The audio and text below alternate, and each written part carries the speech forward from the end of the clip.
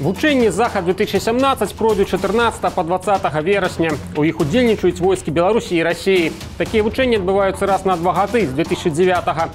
Захад – гэта трэніроўка абароны тэрыторыі саюзнай дзяржавы Беларусі і Расіі ад нападу магчымага агрэсара.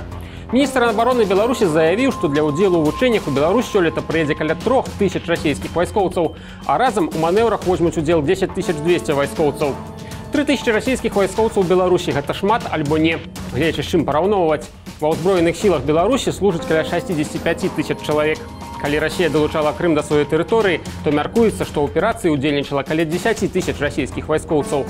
Таксама ў вучэннях задзейнічаюць 70 самалётаў і верталётаў, 680 адзінак сухапутнай тэхнікі, сярод якіх 100 танкаў, 150 адзінак артылерыі, сярод іншых устаноўкі «Град», «Смерч» і «Ураган».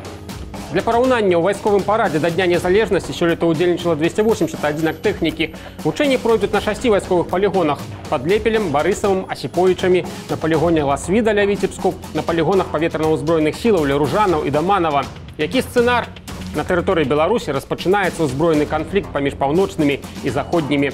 Паўночная – гэта Беларусь і Расія. Заходняя – кааліцыя двух дзяржаў-агрэсараў – Візбарыі і Лубэніі.